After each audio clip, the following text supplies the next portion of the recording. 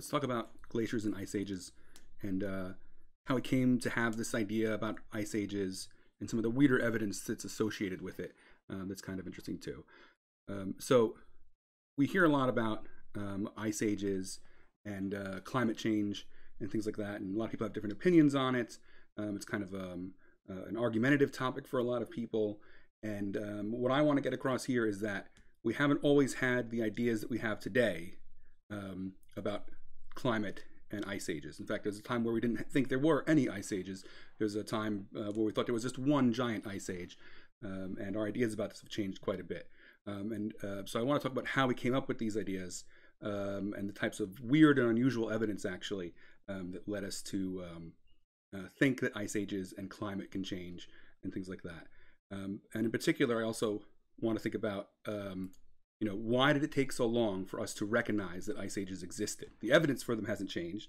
People have been around the evidence for an extremely long time, but they still didn't recognize the thing that caused that evidence. So let's take a look at this issue. So right, ice ages. So one of the first things that I want to talk about is something called the glacial erratic. And so these are boulders that don't belong where they're found. They're anomalous. They're too large to have just ended up there. I mean, if you find a small pebble somewhere, it probably doesn't require a lot of explanation, right? It's not a real mystery. But if you have a large boulder and many of them, then you maybe need to have an explanation for why these things are here. So a glacial erratic is a boulder that's been transported by a glacier from far away, but they stand out to us in the landscape. So this picture is a typical, our typical idea of what a set of or a field of glacial erratics would look like. So you have a field with all of its normal landscape, and then you have these large boulders resting on top of the soil, standing out, literally sticking out of the ground. And they look like they've been brought here. They don't look like they've been here since this landscape formed. They require some kind of explanation. Anyone going through this field would say, why are there all these boulders here, right? Is it parts of the ground sticking up through the dirt? You could dig underneath them, and you'll see that they're not connected to the bedrock beneath there. And if you dig all the way to the bedrock, you will find that they're different than the bedrock material. They're different types of minerals and different types of rocks altogether. So early geologists thought that maybe these boulders, they had to have some way that they were transported. So they thought maybe they were transported with a worldwide flood. But then this idea didn't really hold up for very long, because it became obvious that the different fields of erratics didn't look like they were all brought about by the same events. They looked like they were separate events. And sometimes the boulders seem to have lined up or be pointing in a particular direction. So that would actually support the idea of them being brought in by floodwaters, because they could be all lined up with like the flow of water. But then in other places, they would have a different alignment. And so you might have two fields that are relatively close together, maybe in a county or a small country, that have opposing or conflicting alignments, right? So it doesn't make sense that there was one flood, for example, that brought them in. And oh wow, I skipped through a lot. Okay, sorry. So another issue here is that these boulders, if you looked at them, you could identify the type of rock that they were, and you could search around and find places that had the same bedrock as those displaced boulders. So it looked like you could find the source of those boulders.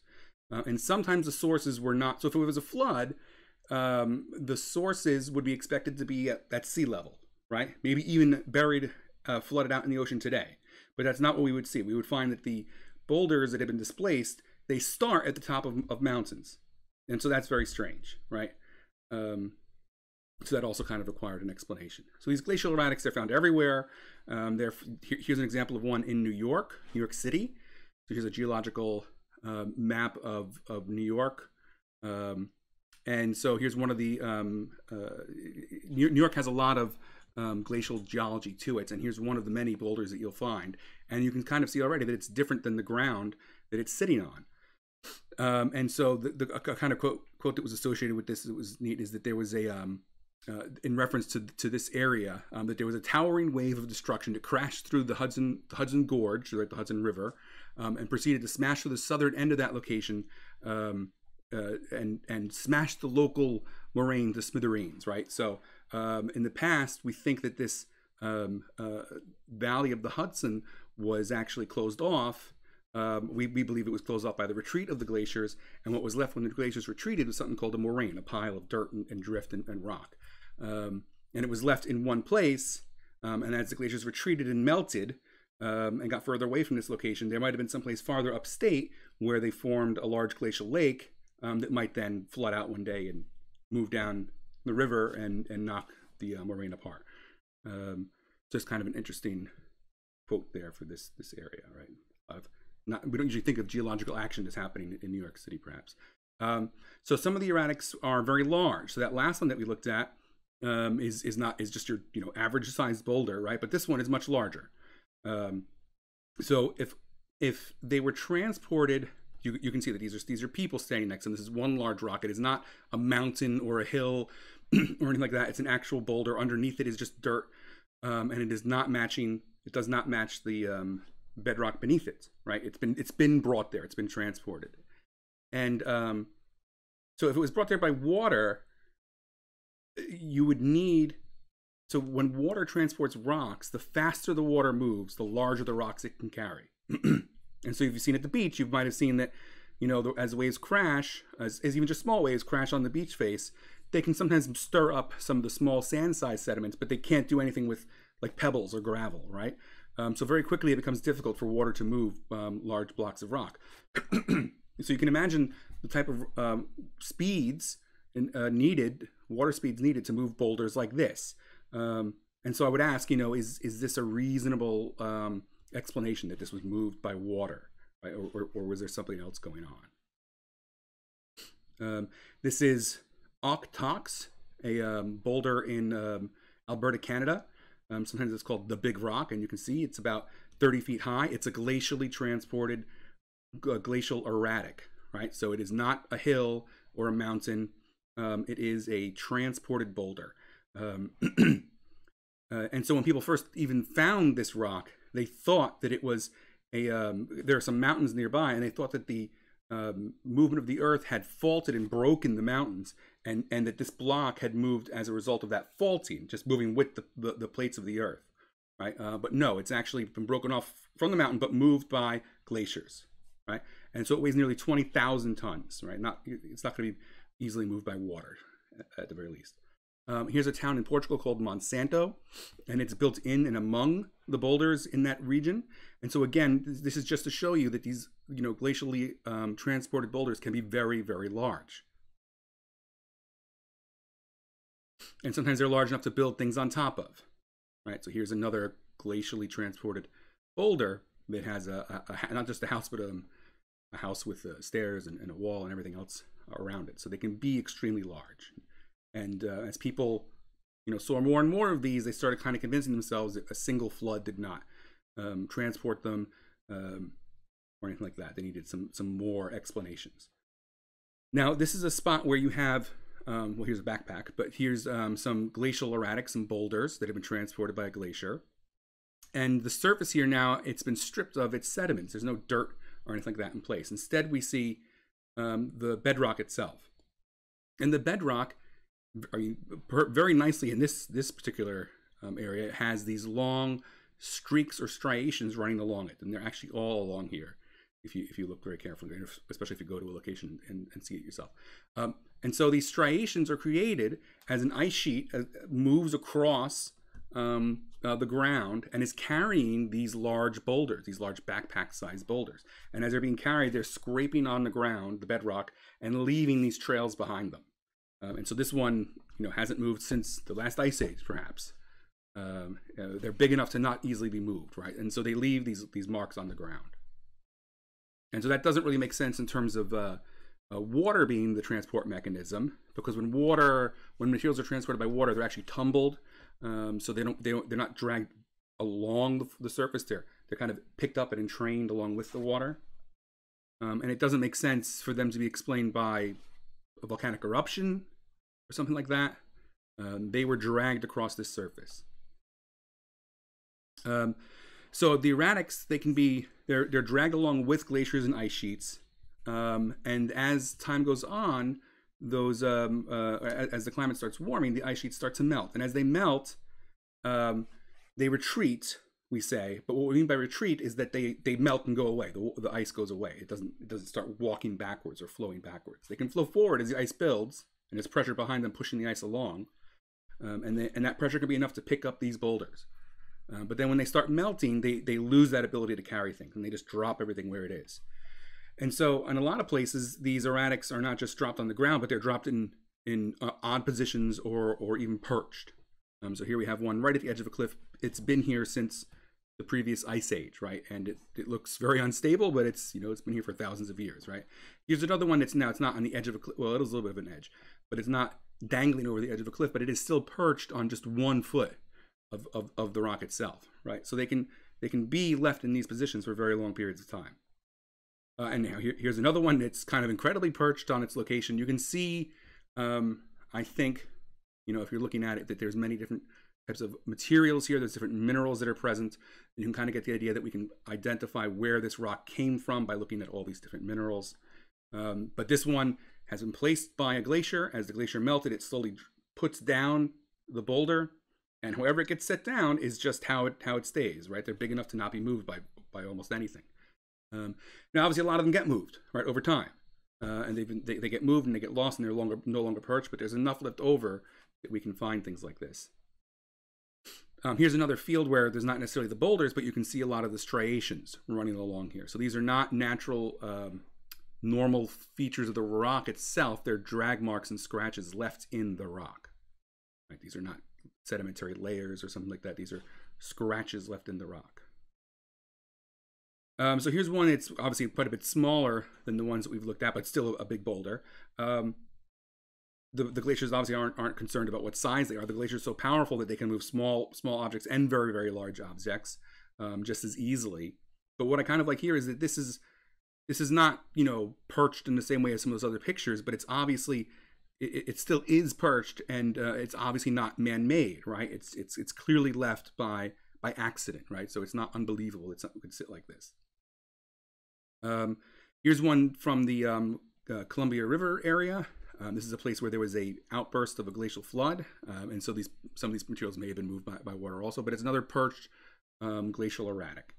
And it's not as obviously perched as some of the other examples. It's only got 1 or 2 contacts. It looks like it should just be sitting on this foot of it, but it is making this small contact here with the other rock. So nothing extraordinary, right? But then some of them are very strange. So this is a rock that has a name. It's Kuma Kivi from Ruho Kotati, which I'm obviously pronouncing horribly wrong. It's from Finland, and so it's a perched rock. And how long it's been perched? Well, it's perched long enough to grow this moss all over it, right? Since the previous ice age. So some are extraordinarily perched. Some are not impressively perched or pedestaled. The glaciers don't care. They just put the rocks down, right? And when the rock is this big and you put it somewhere, it stays there. So these ones are maybe not glacial erratics because they kind of match the bedrock in the area.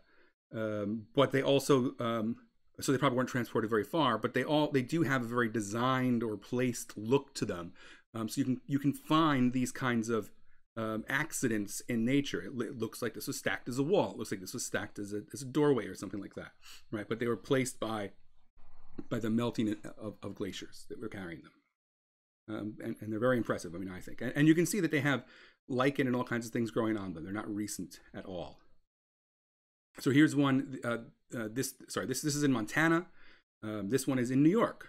This is in Salem, New York, not far outside of New York City.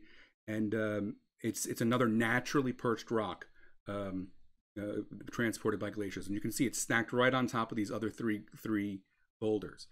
So in the earlier pictures, you had a lot of things that looked like, that don't look so impressive and are sitting on top of other rocks. And then you have some that, really stand out to us as we see them. And so these erratics, they would have been put down during the end of the last ice age, as recently as 12,000 years ago, which is a long time ago.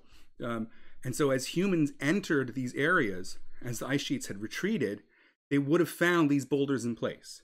And, you know, if I come across, whoops, going too far. If I come across something like this, maybe I don't think much of it. If you see this, you don't think anything of it, right? But when you find something like this, it kind of stands out to you, right? And I think even the first peoples that came across these objects would have said they need an explanation. And I really, one of the really important things in science is that you have not just evidence for all kinds of things, but that you have evidence that needs some kind of explanation, right? It's not just a random accumulation of facts. There are things that are either anomalous or strange, or that, you know, we need to understand why they arrived there. So these kind of things are very often called giants rocks or devil's rocks. Some of them are named the Devil Rock or Devil's Perch, things like that.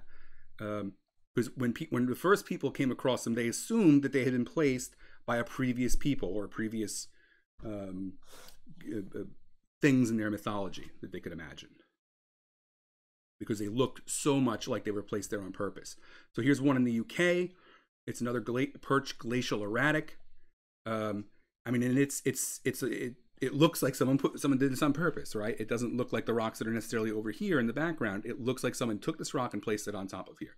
But it was again transported by a glacier, and just dropped onto these smaller boulders and left there. And when you have millions and millions of rocks that this has happened to, you're going to find many that look pretty spectacular. Here's another one from the same field in the UK. And again, you can see all these spots of lichen growing on them.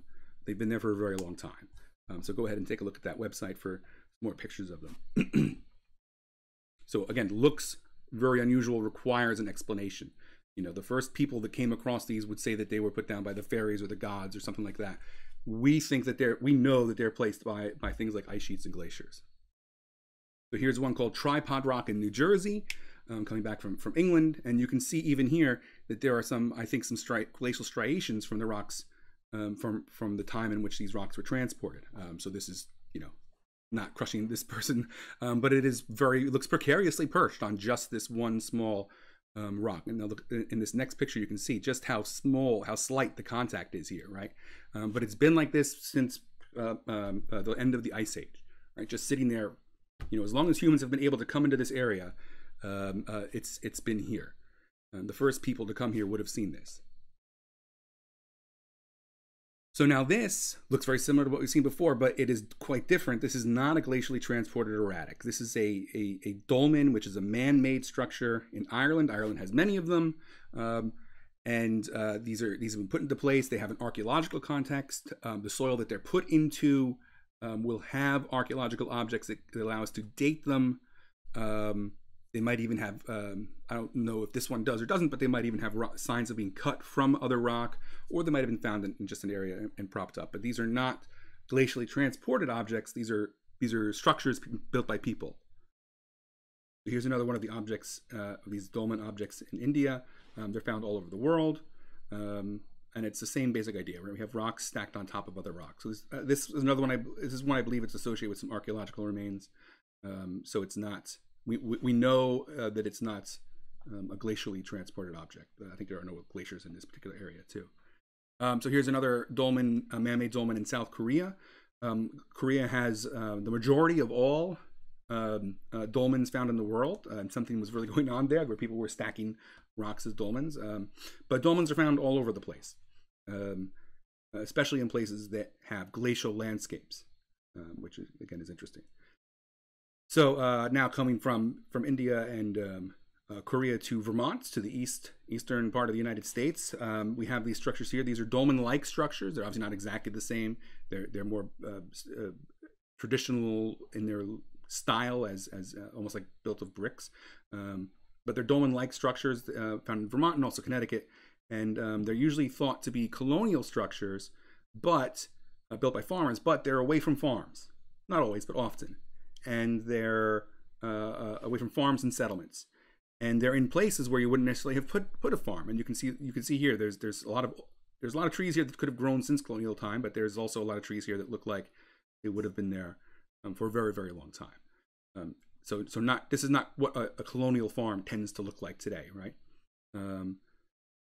So these are some interesting structures. You know, they're usually said to be root cellars or something like that for the farmers. But anyone, as long as people have been in Connecticut and Vermont, they've been in a zone that was post-glacial. They've been in a place where you can find glacial erratics, often perched on top of one another. And so there would have been the inspiration or the idea to rebuild something like that. And so here's the entranceway to one of those, and it's obviously it's a little bit less functional to me, and more getting at the idea of I need to stack these rocks on top of each other for some reason or another, right? Whereas this has a more, at least as a room that has a more obvious function, right? So we don't know who built these things. The archaeological association with them is weak. I believe there is no archaeological association with them. In fact, there's just some reports of some settlers maybe having built them. So perhaps they were built by some of the first peoples in this area. Right? We don't know. So this is Stonehenge, which is not a glacial erratic. It was built by people, but resembles some of these other structures, right? And if you didn't know what Stonehenge was, I don't know if anyone looking at this picture would have necessarily thought that it was man-made. I mean, these top lintel blocks maybe are a bit more obvious, but if some more of them had fallen, it's not so obvious, I think. So glacial erratics, they kind of importantly preceded humans in all the locations where they're found, right? There's no place where humans were, and then humans were pushed out of it because of the Ice Age, and then the erratics got put up because, while humans were there or something like that. So they always precede even the first people in an area. And so I have to wonder what some of the first people to come into these post-glacial landscapes thought when they found perched and even wildly perched or pedestaled glacial erratics, and if they maybe thought that they had been built by either previous people or previous things. And so often these things, like I've said I think once or twice, are called devil rocks or fairy rocks or giant rocks, and they really do look like they were placed there by something else. That something else is a glacier, of course. So some of the taller dolmens also kind of interestingly, archaeologists have recently found are susceptible or frequently hit by lightning, and can become partially magnetized because of this.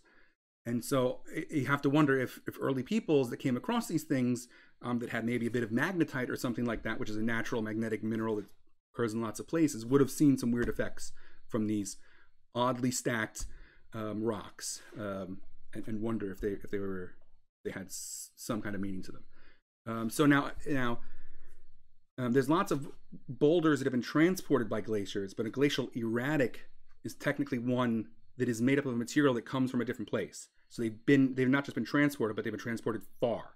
And Stonehenge, kind of famously, is made up of a rock that is not found anywhere near Stonehenge. It had to be transported very far. So again, I have to wonder if people came across, if early peoples, when they found these glacial erratics, if they realized that these are different types of rocks than what's in this area normally, and they came from far away, and if they started then doing things to kind of repeat that process to build something like them, how aware were they of the uniqueness of these rocks? It seems like they were very aware of them. So our observations lead to a need for explanation, and in the sciences, sometimes people talk about the sciences as a collection of minute facts, right? And there's lots of minute facts you can make or find about glacial erratics or any rock that you come across. But the thing that's interesting about these glacially transported rocks is that they kind of call out for an explanation.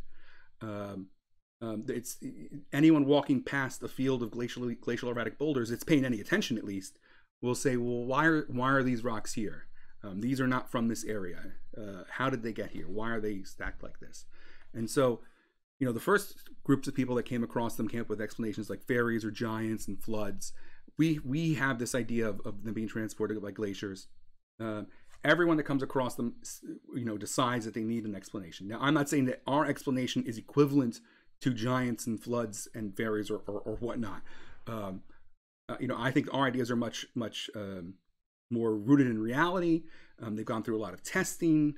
We're usually able to give up our ideas like this if they get overturned. So I think the sciences, they explain a lot of the same things that fairies and giants and floods try to explain, but they explain it I think much better, right? In a much more long-lasting way. So that wasn't always the case, though, for scientists, right? We didn't always have this idea of an ice age able to transport these materials. So the earliest geologists, like the forerunners of modern geology, right? They doubted that erosion, the type of erosion that they saw being done by rivers, could do anything like eroding away entire mountains or changing landscapes.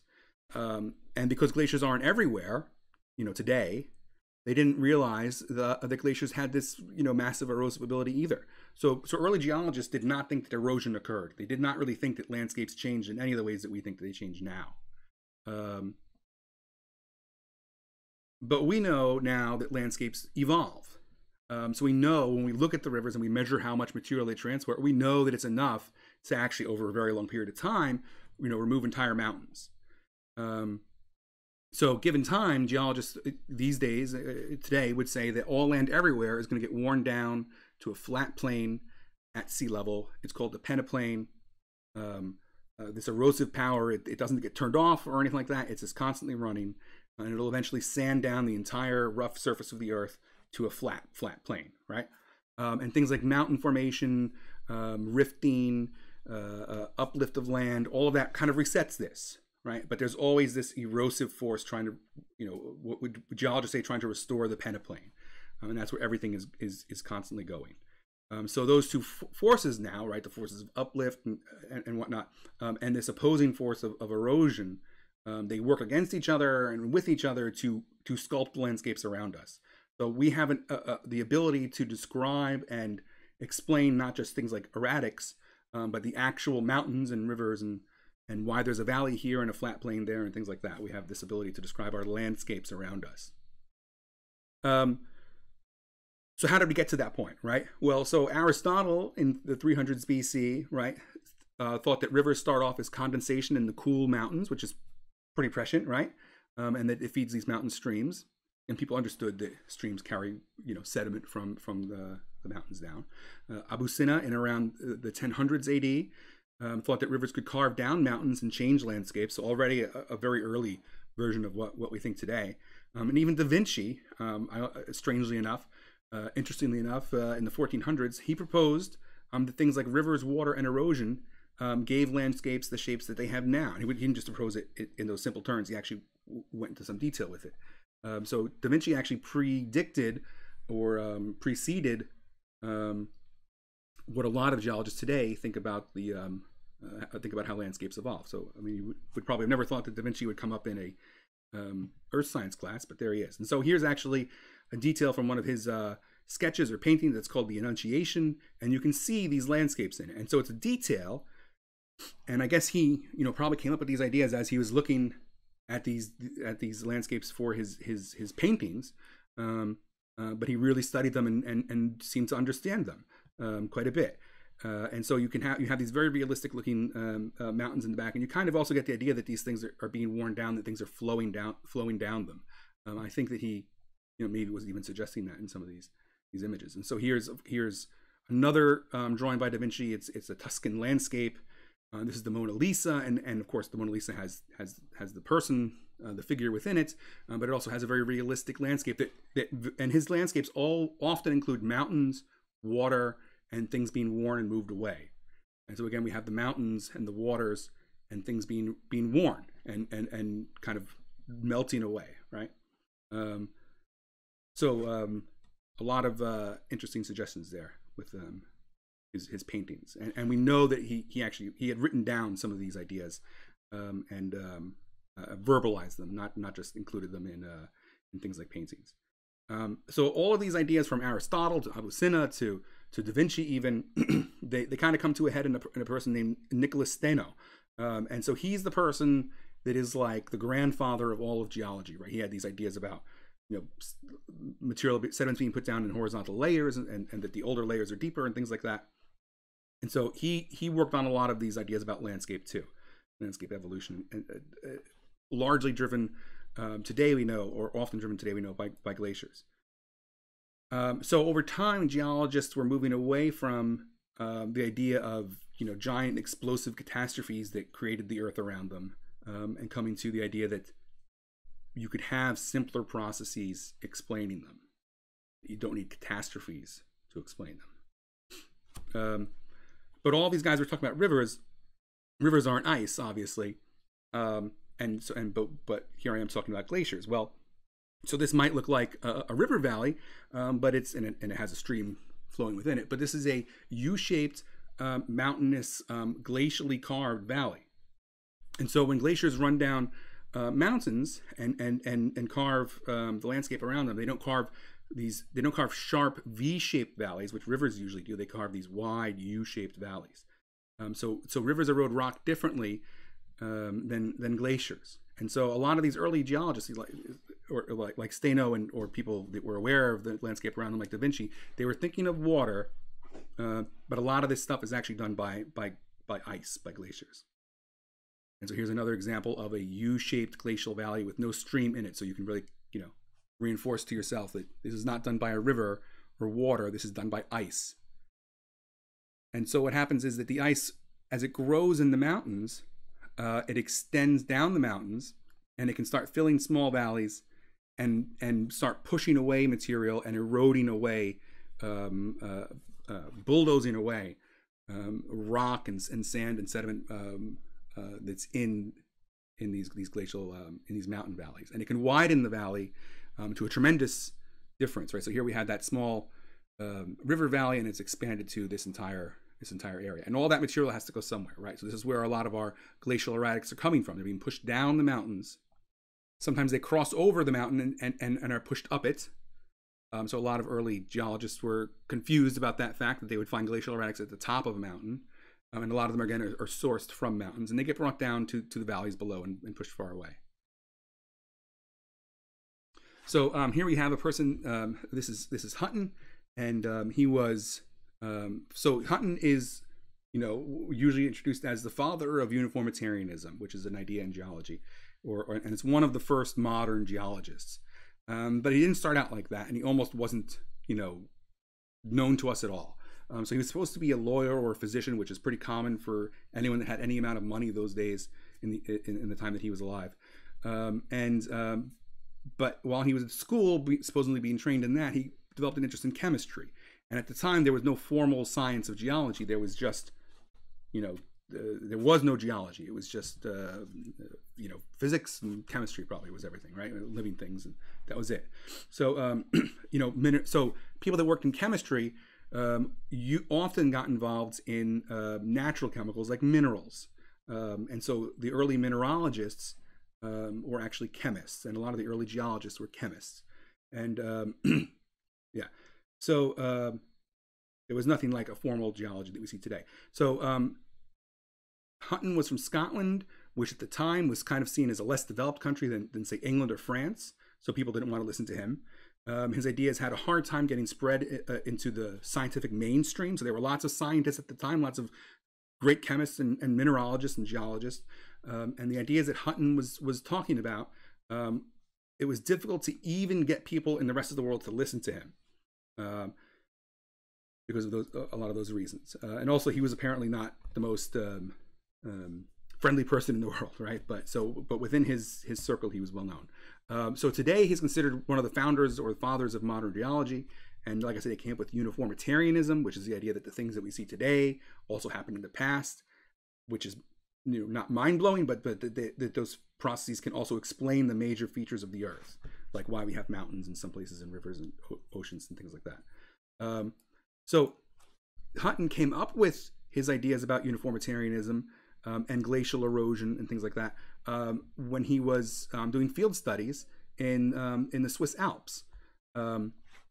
And so he, instead of just being a theorist working in a lab or working in a university without going out into the field and observing the rocks, he went to the places where they could be seen. And so Scotland is kind of famous for having its highlands, but I don't think there's that many glaciers there, but the Swiss Alps have lots of glaciers, and you can really see today the action of glaciers today. So those processes that were happening today, you had to go to where they are happening in order to see them. And then you could start thinking about what they do in places like Scotland or England in the distant past. So this picture is something called Hutton's unconformity. So an unconformity is a signal that some material has been lost. right? And it's almost always through something like erosion. So geologists at Hutton's time were often confused by unconformities. They recognized that there were two very different rock types sitting on top of one another, and that some structures had been removed, or at least didn't seem to be there when they were expected. They had a difficult time reconstructing rock strata for material that had been lost, and so, but Hutton, because he'd seen what happens in the Swiss Alps, was able to explain a lot of this, and so he could explain it as erosion, as these ice sheets moving along and removing material. So this is unconformity that he studied in a part of Scotland called Arran, and so it's called Hutton's unconformity to this day. And so in these other geological theories that he was competing, that Hutton was competing against, unconformities are weird, and they require an explanation, but they didn't have a good explanation for them. Kind of, they might as well have been said it was done by the fairies and giants, right? They didn't have good explanations for these things. So this is a person named Saussure, who was Swiss, and he is the person that took Hutton into the Swiss Alps, and he was a geologist that worked in that region. And so this is kind of an interesting theme to me, is that, you know, just like today, who you network with is important. And so, you know, Hutton, maybe he was not the most friendly guy in the world, but he was able to network with people like Saussure and go to places like the Swiss Alps to see the action of these glaciers. And so kind of funnily, I mean, this is a picture of Saussure, and he has some equipment with him. He has this walking stick, and so even though he's dressed like, you know, some aristocratic gentleman or something, he has this walking stick. That's because that was the only equipment they had for going mountaineering at those times, right? Like, you know, so that was a signal to the people looking at this painting that these guys were, you know, serious outdoorsmen or something like that. Like today, they'd be wearing weird camo, orange camo or something from some store. But so just kind of a funny thing to me. But so knowing Saussure, he was able to see this evidence in the field. And so here are some of the places. One place in the Swiss Alps. This is Flumes, and you can see these. So there's a river currently in this valley, but it is a U-shaped, glacially carved valley, and you can see. I think very quickly now that we know that erosion is even a possible explanation for these features, that it kind of starts to make sense. You can see that things have been moved and dragged downwards, even across these layers. So I think you can see why the Alps were so important for this this idea of glaciers and eventually ice ages. So now this is a person, this is Gassiz. He's a kind of a famous geologist, scientist of his time. So he was born in Switzerland, and so he saw firsthand these glacially formed alpine landscapes and realized their cause, right?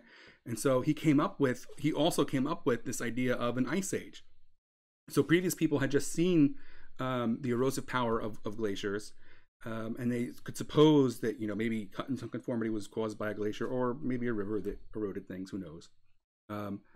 But Agassiz kind of realized that a lot of these places seem to be caused by the same event, and that you have evidence of glaciers like unconformities and things like that, and glacial striations in places where there are no glaciers at all today.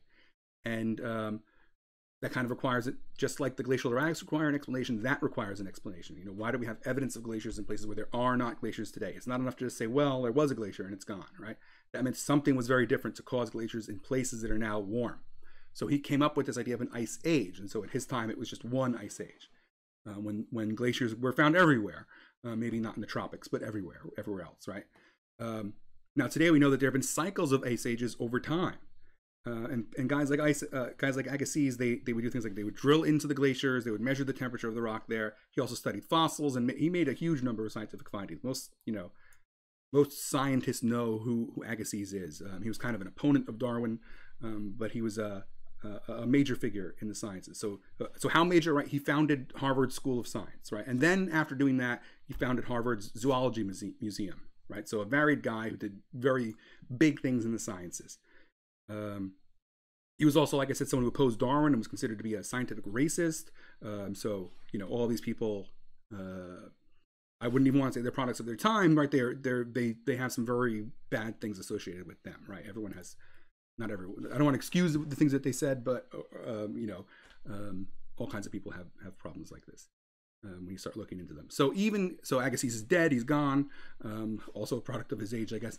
And even his gravestone is a glacially transported boulder. So he's kind of famously associated with biology. Right? He founded Harvard's zoology museum, but he also really contributed to this idea of glacial erratics and glacial erosion, landscape evolution, and the ability of the climate to change over time.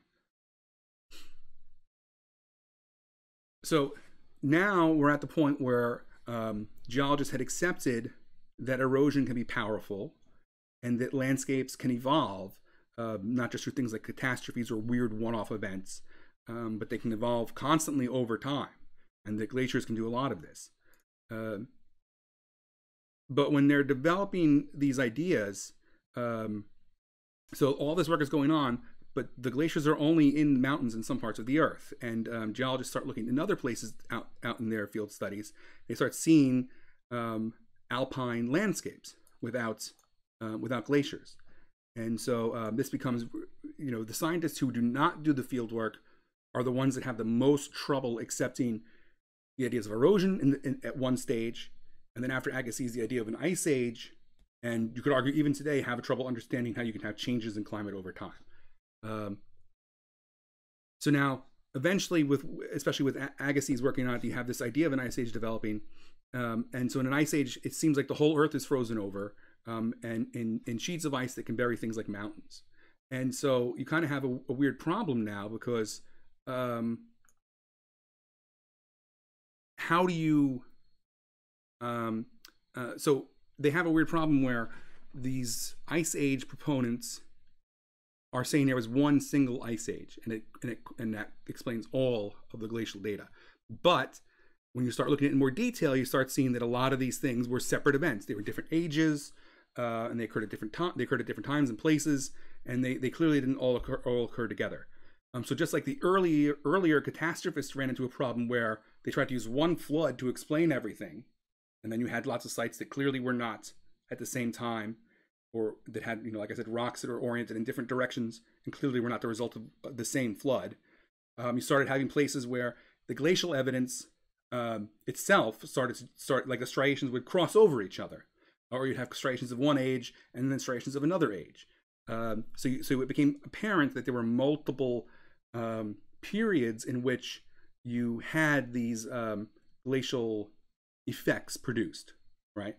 So it took a long time for people to put it together and say, and not just say, well, in this one place there was the whole world had an ice age, and then also in this one place there was a glacier on the mountain that came down, at some point, and then another place its own mountain had its own glaciers or something like that. It took a long time for people to realize that there was not one ice age and then some small side effects or ancillary events but in fact that there were multiple ice ages. And in fact, the idea of an ice age itself is kind of a problem, because how do you explain that the Earth goes from, from what it normally is into a frozen state? And then how do you explain it comes out of it? How does something happen that's able to freeze the entire Earth? It's such a weird event that it only happened once, and that the Earth was ever even able to come out of it. So it's almost easier when you have multiple ice ages to say, well, there must be something that's pacing them. There must be some force or set of circumstances that can switch an ice age on and switch it off. If there's many of them, it's easier to understand that. It's easier to accept that there's something causing them to happen and go away. If it's just once, it's kind of like, how do you come out of some one-off catastrophic event in the first place? Yeah.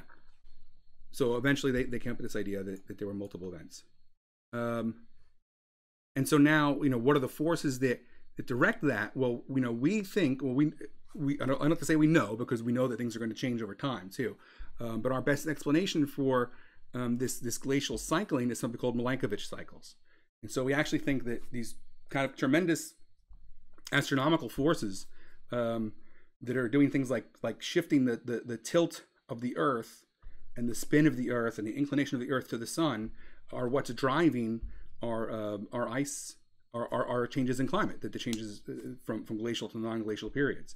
And in fact, because astronomical forces are so regular, because they're, when I say astronomical forces, I'm talking about things like the movement of planets around the sun, and the gravitational forces that those exert. They can be very regular because everything's just moving around in a circle, and it's been doing that for billions of years. And so you can have regular events that happen repeatedly.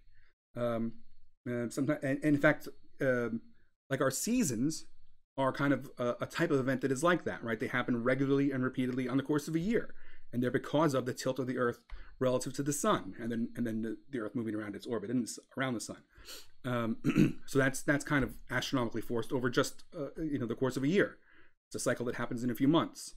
But then in the much longer term, we kind of have these periods where the solar system is setting Earth up into a winter-like state, throughout the year, and that allows the ice to build up. So it's these ice ages. We think that they start off as years where the ice and snow from one winter does not melt over what would be the summer. There is no summer, and that ice just stays for the whole year. It gets buried by the the next season's ice and snow. So that's kind of a different topic. Another controversial topic that a lot of people kind of refuse to even think about sometimes. Milankovitch cycling, Milankovitch control of climate over long periods of time is like rock solid within the earth sciences, but you'll find lots of people that don't even know it exists, or that reject it as not even possible out in the real world, outside of the sciences. But that's kind of another topic, I think, for a different day.